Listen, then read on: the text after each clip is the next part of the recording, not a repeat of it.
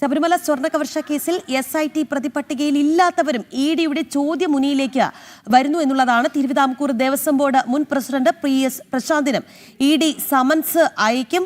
ജിജീഷ് കരുണാകരനിലേക്ക് പോകാം അല്ലേ? ജിജീഷ്, നമസ്തേ, good morning. ഈ ED അന്വേഷണം ഏതാണ്ട് പിടിമുറുക്കുന്നൊരു സാഹചര്യം നമുക്കറിയാം. കഴിഞ്ഞ കുറച്ച് ദിവസങ്ങൾക്ക് മുമ്പാണ് 3 സംസ്ഥാനങ്ങളിൽ, കേരളത്തിൽ, അതുപോലെ തന്നെ തമിഴ്നാട്ടിൽ, കർണാടകയുടെയൊക്കെ വിവിധ ഭാഗങ്ങളിൽ EDയുടെ മിന്നൽ പരിശോധന ഉണ്ടായിരുന്നു. ആ പരിശോധനയിൽ ധാരാളം രേഖകൾ കിട്ടിയിട്ടുണ്ട്. അതിൽ തന്നെ ചില വ്യാജരേഖകൾ ഉണ്ട് എന്നത് സംബന്ധിച്ചുള്ള റിപ്പോർട്ടുകൾ വന്നിരുന്നു. അതുമായി ബന്ധപ്പെട്ടുള്ള പരിശോധന ED ആരംഭിച്ചു. ഇപ്പോൾ ഏറ്റവും പുതിയ അപ്ഡേഷൻസ് പറയൂ ജിജീഷ്.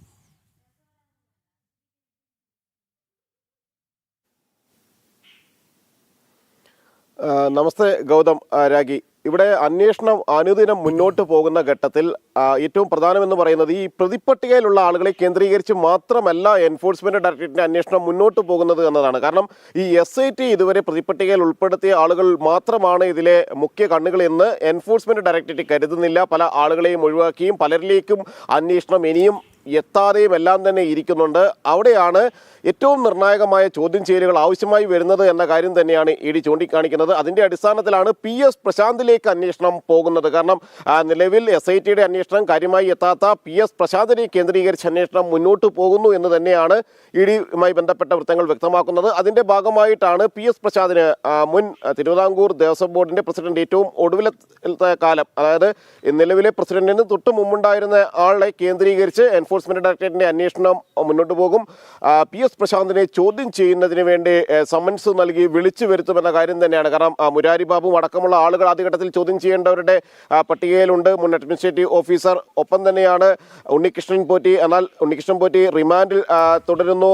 മുരാരി ബാബുവിന് ജാമ്യം ലഭിച്ചു. അതനുസരിച്ച് സമൻസ് നൽകാനുള്ള നടപടി എടുക്കുമ്പോൾ തന്നെയാണ് PS പ്രശാന്തിലൂടെ ചില വിവരങ്ങൾ അന്വേഷണ സംഘത്തിന് ആദ്യഘട്ടത്തിൽ തന്നെ മനസ്സിലാക്കേണ്ടതുണ്ട് എന്നതാണ് അതിലേറ്റവും പ്രധാനം. 2025 വീണ്ടും സ്വർണ്ണപ്പാളികൾ നൽകിയതിലാണ് PS പ്രശാന്തിനെ കേന്ദ്രീകരിച്ച് അന്വേഷണം മുന്നോട്ട് പോകുന്നത്. 2019 മാത്രമല്ല 2025 അത് വീണ്ടും കൈമാറുമ്പോൾ അതിന് പിന്നിലുള്ള ചില ഇടപെടലുകളെല്ലാം തന്നെ ദുരൂഹമാണ് എന്ന് അന്വേഷണ സംഘം മനസ്സിലാക്കുന്നു. നേരത്തെ നൽകിയിരിക്കുന്ന മൊഴികളിൽ നിന്നാണ് എൻഫോഴ്സ്മെന്റ് ഡയറക്ടറേറ്റും ഇത്തരമൊരു നിഗമനത്തിലേക്ക് എത്തുകയും ചെയ്യുന്നത്. SITക്ക് മറ്റു പ്രതികൾ നൽകിയ പ്രധാനപ്പെട്ട മൊഴികൾ പലതും അന്വേഷണ സംഘം പരിശോധിച്ചിരുന്നു. മാത്രമല്ല, നേരത്തെ നടന്നിട്ടുള്ള റെയ്ഡിൽ സംസ്ഥാന വ്യാപകമായി മാത്രമല്ല കേരളത്തിന് പുറത്ത് 3 സംസ്ഥാനങ്ങളടക്കം പല സ്ഥലങ്ങളിൽ നടത്തിയിട്ടുള്ള വ്യാപകമായ പരിശോധനകളിലൂടെ നിരവധി രേഖകൾ എൻഫോഴ്സ്മെന്റ് ഡയറക്ടറേറ്റ് ശേഖരിച്ചിരുന്നു.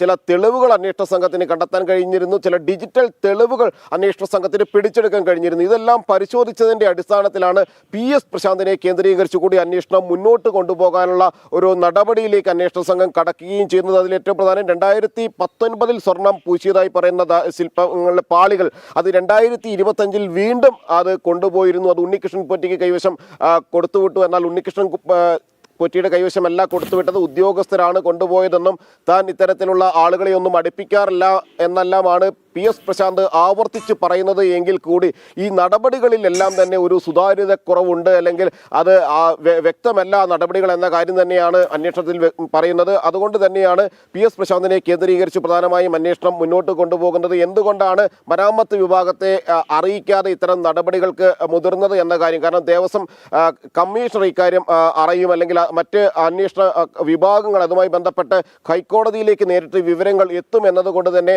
തീർത്തും രഹസ്യ സ്വഭാവത്തോടെയായിരുന്നു PS പ്രശാന്തിൻ്റെയും നടപടികൾ പലതും നടന്നത് എന്ന് വ്യക്തമാകുന്ന ഘട്ടത്തിലാണ് ഇക്കാര്യത്തിൽ പ്രശാന്തിനെ ചോദ്യം ചെയ്ത് മുന്നോട്ട് പോകുന്നത്. 2025 സെപ്റ്റംബർ 2 പാളികൾ സ്മാർട്ട് ക്രിയേഷൻസിന് നൽകാൻ ബോർഡ് അനുമതി നൽകിയത്. എന്നാൽ ഈ വിവരങ്ങളൊന്നും തന്നെ മിൻസിൽ ഉൾപ്പെടുത്തിയിരുന്നില്ല. അങ്ങനെ മിൻസിലടക്കം ആ ഒരു ഇടപെടലുകൾ അതിലെ കൃത്യമായി തന്നെ പലതും മറയ്ക്കാനുള്ള ശ്രമങ്ങൾ ആ മിൻസ് പരിശോധിക്കുമ്പോൾ തന്നെ വ്യക്തമാവുകയും ചെയ്യും. 2023 നവംബറിലാണ് PS പ്രശാന്ത് തിരുവിതാംകൂർ ദേവസ്വം ബോർഡിന്റെ അധ്യക്ഷനായി ചുമതലയേൽക്കുന്നത്. പിന്നീടുള്ള കാലഘട്ടത്തിൽ 2024-2025 കാലഘട്ടത്തിലാണ് പ്രശാന്ത് ഏറ്റവും അധികം ഇത്തരം കാര്യങ്ങളിലെല്ലാം തന്നെ ഇടപെടുകയും പ്രത്യേകിച്ച് സ്വർണ്ണപ്പാളികൾ കൊണ്ടുപോകുന്നതിലടക്കം നേരിട്ടുള്ള ഇടപെടലുകൾ നടത്തുകയും എല്ലാം തന്നെ ചെയ്തത് എന്ന് വ്യക്തമായി. അതുകൊണ്ട് തന്നെയാണ് ഇതുമായി ബന്ധപ്പെട്ട ഗൂഢാലോചന പിന്നിൽ ആരെല്ലാം എന്ന അന്വേഷണത്തിൽ പ്രശാന്തിനെ കേന്ദ്രീകരിച്ചുകൂടി അന്വേഷണം മുന്നോട്ട് കൊണ്ടുപോകാൻ എൻഫോഴ്സ്മെന്റ് ഡയറക്ടറേറ്റ് തയ്യാറാകുന്നതും ഇതനുസരിച്ച് സമൻസ് നൽകി ചോദ്യം ചെയ്യലിന് ഒരുങ്ങുകയും ചെയ്യുന്നത്.